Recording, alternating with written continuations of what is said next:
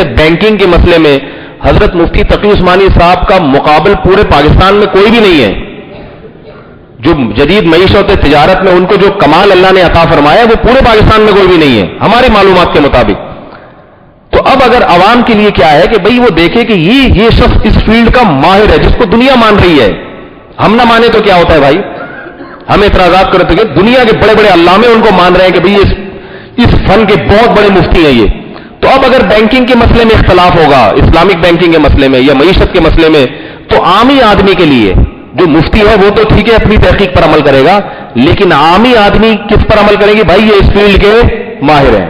تو وہ اپنی آج کل کیا ہو رہا ہے, جو لیکچرار اور پروفیسر ہیں نا یونیورسٹیوں کے, ان کے اخباروں میں مضامین آ رہے ہیں بینکنگ کے خلاف. حالانکہ ان کو بیچاروں کو سود کی الف بے بھی معلوم نہیں ہے. ویڈیو آ رہی ہے جو ہے نا وہ مختلف پروفیسروں کی ویڈیو بیانات دے رہے ہیں کہ یہ سب سود کے نام پہ جو ہے نا ایک اسلامی بینکنگ کے نام پہ ایک مذاق ہو رہا ہے. حالانکہ ہمیں معلوم ہے کہ آدھے گھنٹے کے کلپ ہوتے ہیں, اس میں دلیل کے علاوہ سب کچھ ہوتا ہے. دلیل نہیں ہوتی, دلیل ہوتی نہیں اس میں. اس سے پتہ چلتے ہیں بیچاروں کو یہ پتہ ہی نہیں ہے کہ سود کیا ہے, اس کا متبادل شریعت میں کیا ہے, اور وہ متبادل اگر اختیار کیا جائے تو سود کی ڈیفینیشن ہی اس پہ صادق نہیں آ رہی ہے. تو اس کو یہ کہنا کہ کان ادھر سے پکڑو ادھر سے پکڑو برابر ہی کیسے ہو سکتا ہے بھائی؟ دیکھو میں اس کی ایک مثال دیتا ہوں, بس مثال دے کے پھر جلدی سے آگے چلتا ہوں. رسول اللہ صلی اللہ علیہ وسلم نے حضرت بلال رضی اللہ تعالیٰ عنہ سے فرمایا. حضرت بلال ایک دفعہ آئے نبی صلی اللہ علیہ وسلم کے پاس. آپ صلی اللہ علیہ وسلم نے حضرت بلال کے ہاتھ میں کھجوریں دیکھی. فرمایا کہ اے بلال کیا خیبر کی سب کھجوریں اسی طرح ہوتی ہیں؟ فرمایا نہیں یا رسول اللہ, میرے پاس دوسری کھجوریں تھیں اچھی کوالٹی کی, میں نے وہ دے کر یہ خراب کوالٹی والی زیادہ لے لی ہیں. کان ادھر سے پکڑو ادھر سے پکڑو والی بات سمجھیں. یہ اچھی کھجوریں میں نے دیں مثال کے طور پر 1 کلو, اور اس کے بدلے میں نے 1.5 کلو خراب والی کھجوریں لے لی جو ذرا سستی والی کھجوریں ہیں نا, ظاہر اچھی کے بدلے میں وہ زیادہ آئیں گی. آپ صلی اللہ علیہ وسلم فرمایا ہوا عین الربا, یہ خالص سود ہے. کیونکہ کھجور کا جب کھجور کے بدلے میں تبادلہ ہوگا تو برابری ضروری ہے اس میں. سمجھ رہے ہیں بات کو کہ نہیں سمجھ رہے؟ ادھر سے کھجور زیادہ ہو گئی تو وہ کیا بن جائے گی؟ سود. پھر آپ صلی اللہ علیہ وسلم نے تدبیر بتائی. فرمایا جو اچھی کھجوریں ہیں ان کو بیچو, بیچ کے جو پیسے ہاتھ میں آئے ان پیسوں سے خراب کھجوریں خرید لو, وہ زیادہ آ جائیں گی. نتیجہ یہی نکلا کہ نہیں نکلا؟ بہت مشکل ہے آپ لوگوں کو, اونٹ کو رکشے میں بٹھانا آسان ہے, آپ لوگوں کو بات سمجھانا مشکل ہے بھائی. نتیجہ وہی نکلا کہ نہیں نکلا؟ اب کوئی اس پہ کیا کان ادھر سے پکڑو ادھر سے پکڑو, سود تو سود ہے. یہ 6 گھنٹے کی تقریر کر لے, سود کے خلاف بیانات داغ دے, وہ 2 گھنٹے کے سود کھانا اتنا بڑا جرم ہے, جیسے حدیث میں آتا ہے جیسے کوئی معاذ اللہ اپنی ماں سے بدکاری کرے, ایک لقمہ اتنا بڑا جرم, اور جو اتنے سارے سود بھائی ہے ہی نہیں. اللہ کے بندے یہ ساری حدیثیں اس پہ فٹ آ رہی ہیں جو عملی طور پر یقینی طور پہ سود کھا رہا ہو. ایک بہت بڑے عالم تھے لیکن وہ اس فیلڈ کے ماہر نہیں تھے.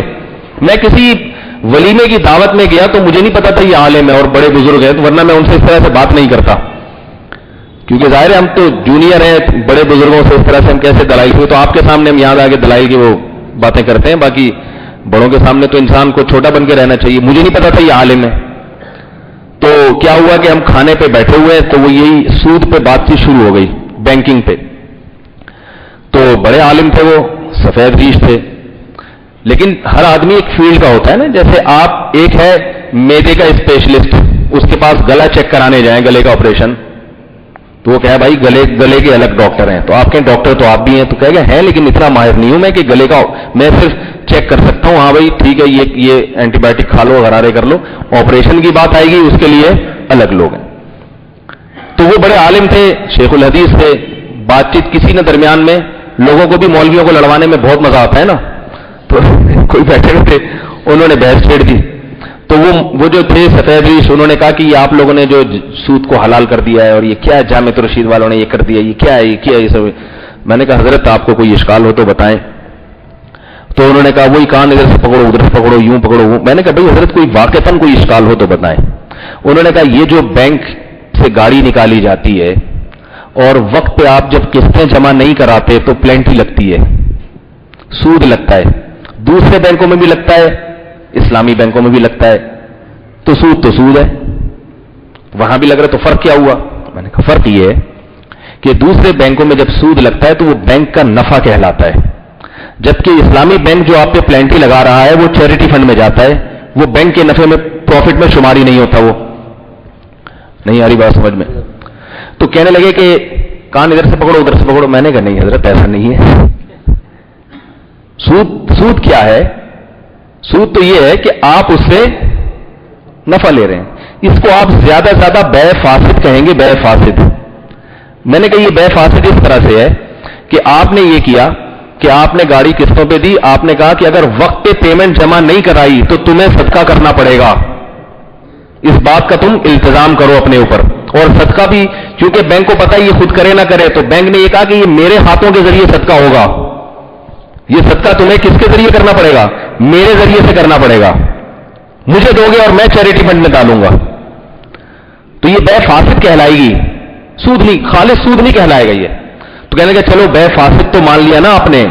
میں نے کہا لیکن یہ بے فاسد فقہ حنفی کے مطابق ہے، فقہ مالکی کے مطابق نہیں ہے.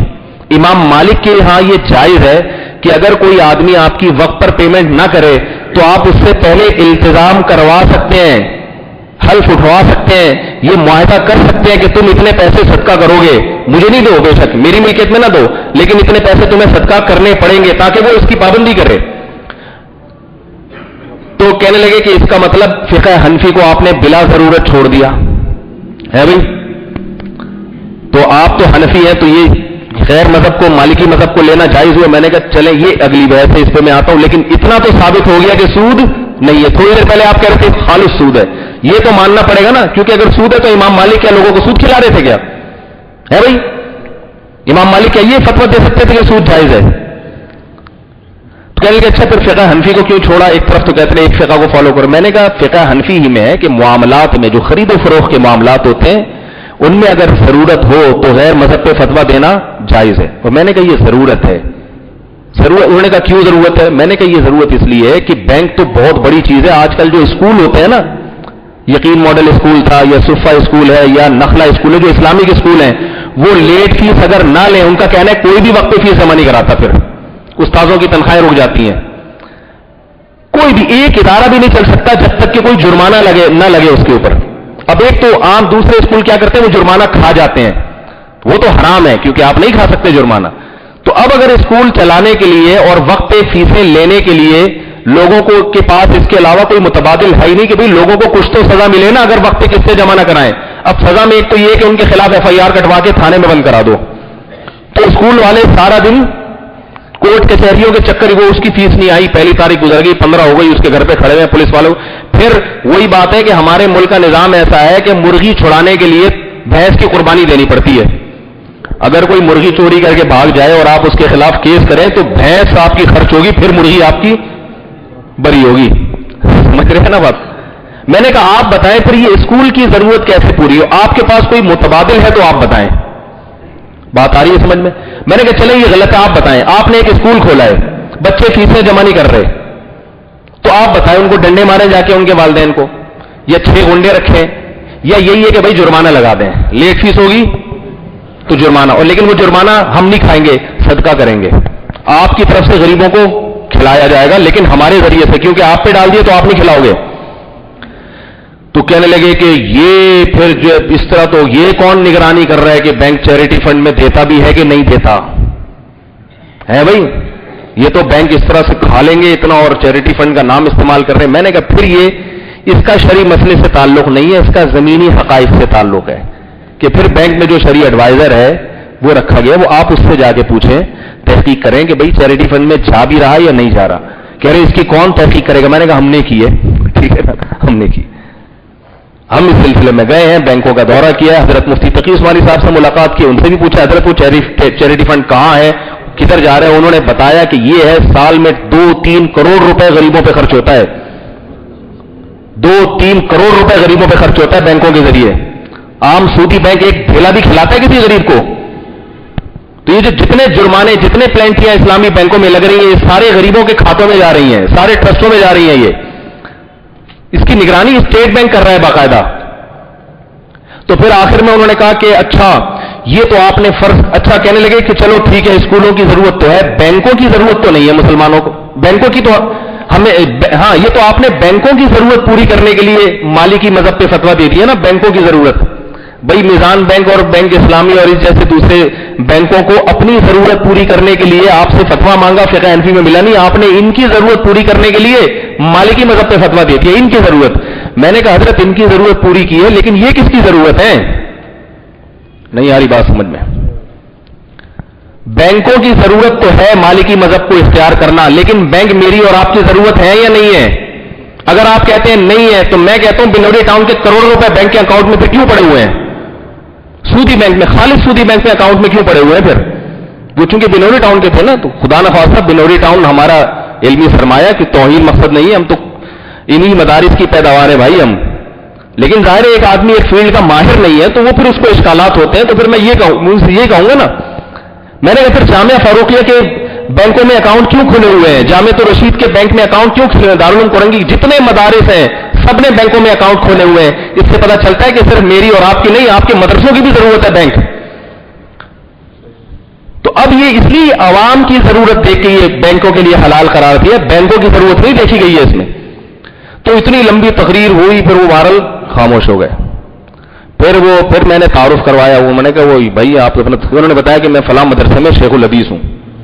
مجھے بڑی شرم آئی, میں نے کہا حضرت معذرت میں تو مناظرہ کہہ رہے ہیں, اچھا ہوا اسی ماحول میں بات ہو گئی, ورنہ ادب و آداب میں بات نہ ہوتی. وہ بڑے ظرف والے تھے, بڑے تھے ماشاءاللہ, تو وہ انہوں نے کہا اچھا ہو گیا اس بہانے ذرا کھل کے میرا تعارف ہو جاتا ہے, تو آپ اس طرح کھل کے بات نہیں کر سکتے تھے مجھ سے, تو کھلا کے بات ہو گئی. تو میں یہ اور بھی بہت سارے اشکالات ہوتے ہیں بینکوں پہ, ہم نے کوئی بینکوں کا ٹھیکہ نہیں لیا ہوا, میرا اپنا اکاؤنٹ نہیں ہے کسی اسلامی بینک میں. ایک دفعہ کھولنے گیا تھا تو انہوں نے بھگا دیا تھا, پگڑی دیکھ کے بھگا دیا, بولے نہیں طالبان آ رہا ہے. تو ڈرتے ہیں یہ لوگ, تو حالانکہ میں پاکستانی ہوں بھائی